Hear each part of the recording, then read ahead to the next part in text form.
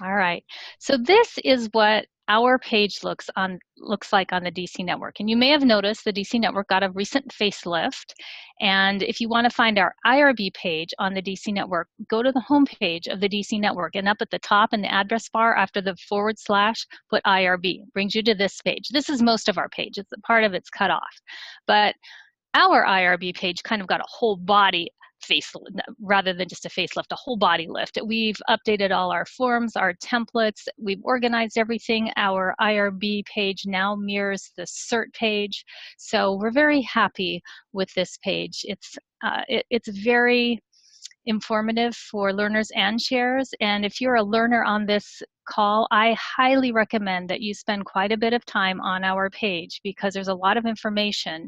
And the more time you spend on this IRB page on the DC network, hopefully the less time you'll spend in IRB review time. And as you can see up at the top left corner, there's an area for chairs. So if you're a chair on the call, you can use that drop-down area, and there are chair resources there. There are forms and templates next. If you click on that, you'll find all our forms and templates. Maybe you just need to go in and quick get a site authorization template or an informed consent template. That's where you would go.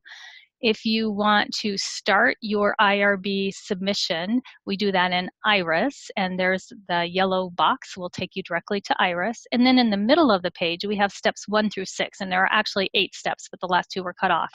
But each of those has a drop down and a lot of information within that. So again, spend some time on our IRB page on the DC network. And I have a link for this resource as well as other resources towards the end of this PowerPoint.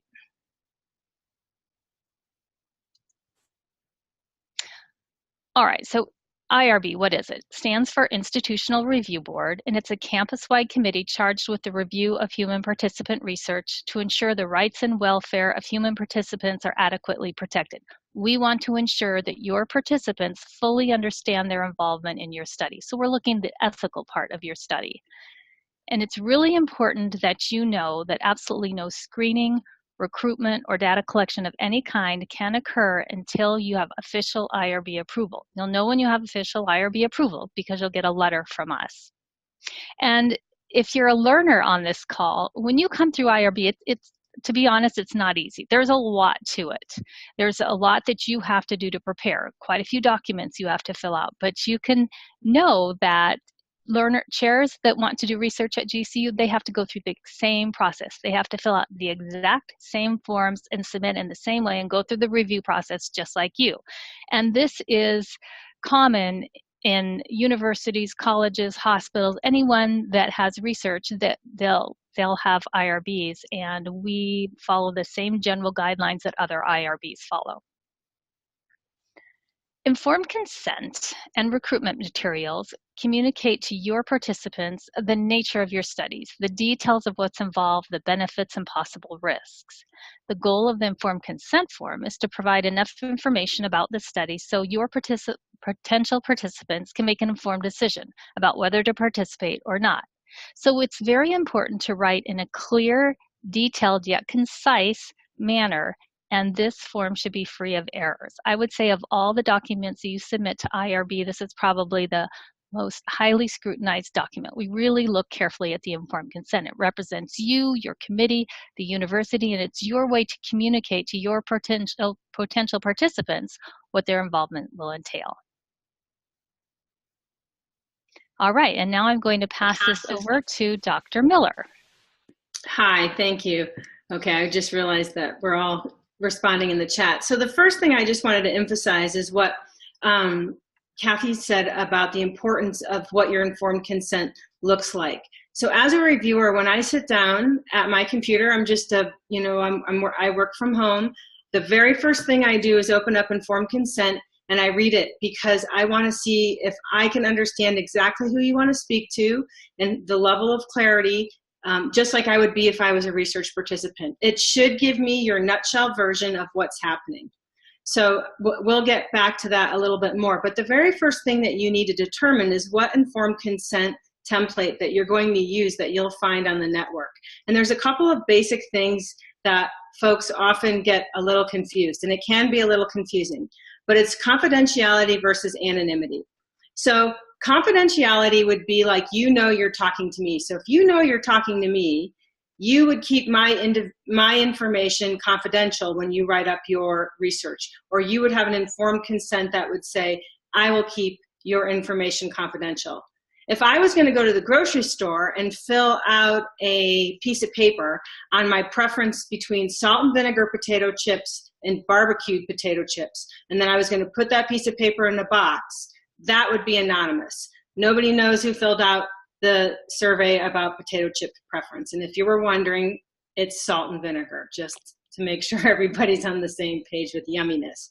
So anonymity, we see it most of the time with learners who are doing surveys online. So if you're going to give a survey and you're going to send it out with like SurveyMonkey or Qualtrics, and there's no way for anybody to track, including ISP addresses, which a lot of those big companies will tell you how they keep all of that anonymous, then you would have an informed consent that would say, yes, I'm going to have everything is 100% anonymous, because you won't know who filled it out and who did it. The minute you interact with another person, focus groups, one-to-one interviews, if you're observing them, you know, and you're gaining information from them, then it's confidential. So this can sometimes be a little bit tricky. And if you get to that process and you're not really sure, is my study confidential? Is my study anonymous? Sometimes you have pieces of both. Please contact us so we can help you through that process initially. The next slide, please.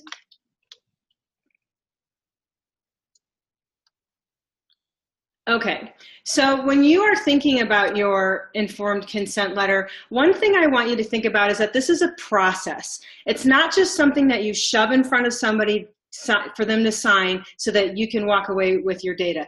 This should be included in your research protocols and processes, that you have if you're interacting with a person in an interview or a focus group, that you have the time to go through the informed consent to make sure there's complete information and that everybody understands what they're about to get into, that the participants understand what it means with confidentiality, and that you're going to keep their information confidential, and how you're going to use their personal identifiable information, because people want to make sure that their data is protected. And we all know that this is a big deal.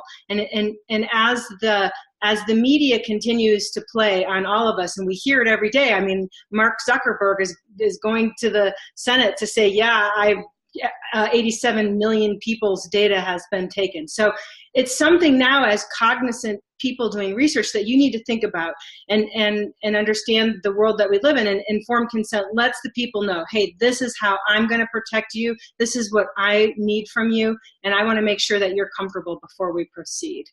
Next slide, please.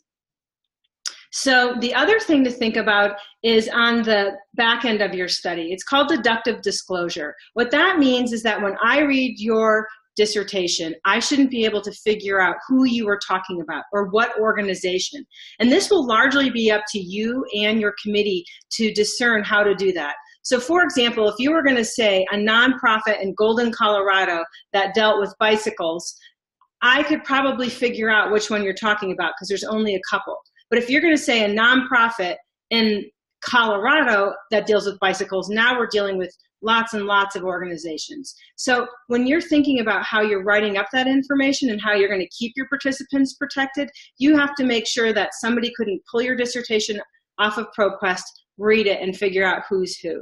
So please always be thinking of that in the back of your mind, because you want to make sure that your participants are safe through the entire process.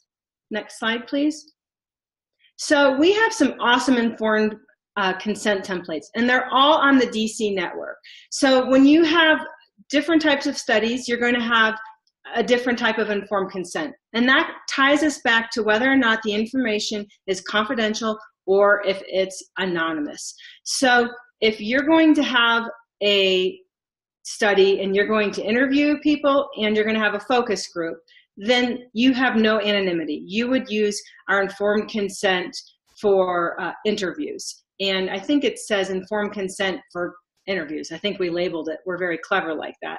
The other thing that you're going to need if you are having a focus group that goes along with our informed consent is something called a focus group information letter. And again, you'll find this on the DC network. And that outlines even more clearly for participants how, while you as the researcher will keep their information confidential when you're writing it up, you really can't determine what the other people in the room will say. So you can ask everybody and you can say, we would like to keep this information confidential, and I, as the researcher, will keep all of the information confidential, but we really don't know what somebody else is going to say when they walk out of that room. So we actually have a special letter for those situations. Again, the online survey for studies that are totally anonymous, the survey studies for anonymity, that's a different informed consent. We have a special informed consent that meets all the regulations for studies that are greater than minimal risk. Those are things that would go to the full board. And again, if you're not sure, please let us know so we can help you. We also have consent and assent forms depending upon if you are using minors in a study, and that of course would fall under a study that would be greater than minimal risk and go to the full board. So in a nutshell, all of our templates are on the DC network. But let's take a look at one, and what we've got here in front of us is an informed consent form, and this is for a study, I believe it's for a survey study. And one of the biggest things, and I know I sound like a fourth grade teacher or a mom, but the biggest problem is following the directions. Informed consent and writing this letter isn't going to happen in a half hour and you're going to whip it up and, you know, and get it submitted. It's a process for both you and one, again, that you'll go through with your participants. So following this and making sure that it's incredibly clean, meaning no spelling errors, no typos, and following the instructions is incredibly important. So we give you enough information within the informed consent. You can see all of the red text, right? So the black text, for example, under anonymity, the people who have access to your information are myself, my dissertation chair, and my committee, or myself, my dissertation chair, and this third party person who's also participating in the research. Everything has to be very clear so that when a participant reads it, that they understand exactly what they're about to get into and exactly how their information is going to be shared. We have asked you, and it talks about this at the beginning of the letter, to do your best to make the informed consent at the 8th grade readability. Now, in our language that we give you, we say below the 9th grade, because if you have a study that's at 8.9, like if you have an 8th grader about to enter high school, they might be at the 8.9 level. The reason why is because in general, through all of the professional organizing bodies that support IRBs, and there's a bunch of them, just like any organization, they say that all informed consent, regardless of who the participants are, should be below the 9th grade level. They say at the 8th grade level. In fact, all of us went to training and there was a big push for certain parts of the country to be at the 6th grade level. So I want to make sure that everybody understands that those instructions are there for you to follow. In addition, anything that you're using for participant recruitment should align with the informed consent. So if you're recruiting teachers who have greater than 3 years and work in the southern state, that should also be absolutely aligned with the criteria for participants on your informed consent. Once I pull up your informed consent, I pull up your recruitment information and I just read it from left to right on my screen to make sure it aligns. Make sure that you use your GCU email on all things and make sure that you have your phone number. Again, I cannot stress free of errors. I talked about this, but again, we want to make sure that that information is aligned. So you would be able to line up your recruitment information, and with the informed consent, it would be very clear who the participants are, and it would be very clear who they are in the informed consent letter. So please make sure that you double check for that level of alignment. If you have questions, please ask. We're here to help you.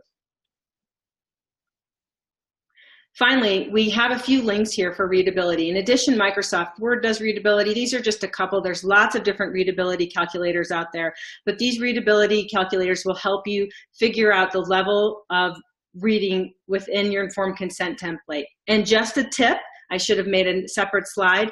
The headings themselves in the purple font and the GCU logo and the GCU address will actually increase the readability. So if you want to get clever, if you just cut and paste the parts of the document that you fill out and run that through the readability, that will help you know what the true readability is, because those readability calculators look at the other pieces and parts of the letter. So if you, again, cut and copy the body part onto a separate Word document, run that through a readability calculator, that will give you an accurate readability of your information. Next slide. Okay. And there we go. These are just a few resources for you, but while you're looking at these resources, I wanted to reply to one of the questions that I saw in the chat. So someone mentioned that what we ask in GCU is that you shred, delete, get rid of all your data after 3 years. But APA standard says 5 years. Some other institutions and some journals, as someone mentioned in the chat, will say 7 years. We'll accept any of those, but many of our learners are not going on to become researchers, are not going to do further research. So we at GCU, we usually say 3 years, but we'll accept 3 or 5 or 7 if that works better for you. And if you missed the beginning of the webinar, again, we encourage you to go to the DC Network and go to the IRB page. And the easiest way to find it again is go to the homepage of the DC Network and then just type IRB right after it, the address, and it'll take you to our page. Spend some time on our page, and I highly recommend that you look at this video PowerPoint on successful IRB submission. And it actually, if you're on our IRB page on the DC Network and you are looking at those steps 1 through 8, step 7 is the PowerPoint for successful IRB submission, and it's entitled IRB Training for Learners and Chairs, March 2018. Hopefully if you watch that presentation, it will save you some time in IRB. It goes through each of the documents that are expected and what we look for when reviewing those documents. And there's a link for the forms and templates. If you're a chair listening to this, please be sure that you have gone into IRIS one time and logged in, because otherwise your learners will not be able to find you in the system. And to log in for both chairs and learners, it's very easy. You just use your GCU credentials, email, and password, just like logging into the DC Network. You don't have to register. You just log in one time and then the system remembers. And if you're a learner listening, once you log in, you can start right away to fill out your application. I know that in a class, one of your classes, you're asked to go in to prepare for IRB, and that is so that when you get to IRB, you'll have a lot of the pre-work done and it won't take you quite so long to get through IRB process. Kathy, can I follow up with one thing I see that kind of follows up here with the resources? I see a lot of questions in the template about lowering readability. And again, this is not for the weary. This is something that you're going to want to do with a fresh mind. We have a resource within the DC Network that Kathy had up the slide before that will show you tips and tricks for lowering readability. So we do have resources out there and a couple of links within this PowerPoint, which again will be posted for you to help you with that. But in general, shorter sentences, using layman's terms, and we have all of those resources for you. Right. And then there are also resources on the IRB page on the DC Network on how to navigate IRIS, how to complete your application, how to complete revisions when your reviewer sends you back with revisions. So you'll see these resources when you visit the DC Network. And these are just some other general IRB resources. Again, this PowerPoint and webinar will be posted on the DC Network on our IRB page probably within 3 weeks. And just an important reminder. And Dr. Taraga, anyone else that's on the call on our team, are there any questions and answers from the chat that you'd like to share with the group? There was one question asking about the packages in IRB Net. So yes, all the packages from IRB Net will be migrated to the new system, but it may take at least 2 or 3 more weeks before that happens. And so for those of you who are unaware, we have switched recently from IRB Net, our old IRB submission system, to IRIS, our newer system. And I recommend that you do watch the videos and download the instructional documents as you're going through that process, because that will really help you a lot. Any other questions in the chat? Yes, there was another question from Dr. Mulvey. Do all the people who are involved with the study, such as supervising physicians, so anybody who is being added as a co-investigator is required to complete the city training modules, and we require them to complete the two specific modules. One is human subjects research, basic course, and the second module is responsible conduct of research. And they can take it as an individual. They don't need to be affiliated with the institution.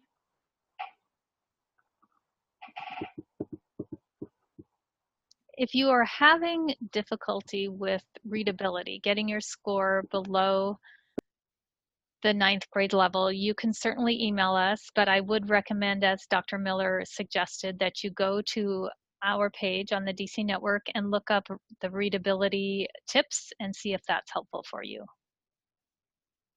And also, if you're using the informed consent for in-person, it's got an investigator statement at the bottom. You can omit that when you send your words in for readability, because that will help to lower your readability score.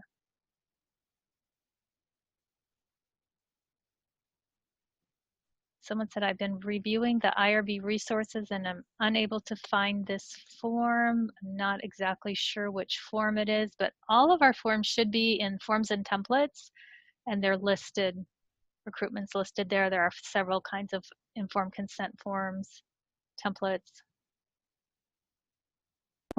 We have a question from Lindsay.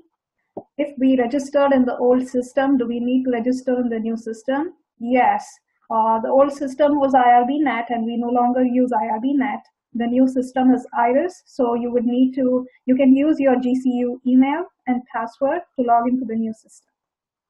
And you can, as a PI, principal investigator, so the person that's conducting the study, you can go back into IRB net if you have a study in there and access your old documents. We can't go in there because we no longer have access, but you can as a PI. I'd like to say something. I see Loretta asking questions about, I just want to clarify the differences between site authorization and recruitment and informed consent. And she was talking about a school district. So if you were going to use school district resources and you want to interview school, I don't know, special ed teachers, and you've gone and you've gotten site authorization, which would be from the superintendent and also the schools that you're going to work with. That's site authorization to do your research. Now let's say you're going to give the teachers, you've got your site authorization, but you're just sending out a survey link through SurveyMonkey that's totally anonymous. There's no way to know what special ed teacher filled it out. It would just be something that you got a list of names from, the superintendent, let's say. If your information that you're collecting is completely anonymous, then you would use the anonymous informed consent. But if you were going to interview the teachers, then you would use the informed consent for interviews. So site authorization and recruitment and informed consent are different. However, some sites will tell you how they're willing to work with you, and they might say, you're not allowed to interview our teachers, but you can send them a survey. So knowing what your site will allow you to do can sometimes determine how exactly you will collect your data. So I hope it's not a quick answer, but it in a nutshell, it depends on both how they want to work with you and what you want to get from them. So I hope that helps a little bit. Thank you very much. Can you see the DC network now on the screen? No. No, you can't. Okay, so let me share my screen and tell me now if you can see the DC network. No? No. Okay, well, somebody's asking how they can get information about the readability. And I can share. Oh, I think I just you got it? Can Okay. you see it now? IRB research? Yes. Okay, so if you go down to step 6, right underneath step 6, under the drop down, you'll see understanding and lowering readability scores. That's, if you click on that, you'll get a lot of information on how to do that. You can download this document and you'll get a lot of information. So there you are. All right. Any other questions, Dr. Taraga, or anyone else that's manning the chat? I think there is one question. Is there an expiration date on site authorization forms once you receive approval? So we typically require the site authorization letters to provide an end date, research end date. If there is no research end date, then we assume that the site authorization letters are good for a year from the date they were granted. Thank you, Dr. Taraga. Hi, this is Karen. Hello, Dr. Pfeiffer. Hi, I just wanted to add just one comment because we were talking about site authorization in schools. And if you're going to be interviewing the superintendent of schools, then they're the subjects. And it's difficult to get site authorization from them because they're already the subjects. So it's a fuzzy line. So I think if there's a question about it, to contact us and we can help you work through that. Okay. And if you wouldn't mind, before you leave, completing the poll. Hopefully you can see the poll. It's very quick. It'll take you about 5 seconds to complete. I would appreciate that. And any other last questions from the IRB team? If you missed the beginning of the presentation, Dr. Taraga is our IRB chair, and Drs. Miller and Pfeiffer are IRB reviewers. All of them have a lot of experience, and they're typically going to be reviewing your IRB submissions.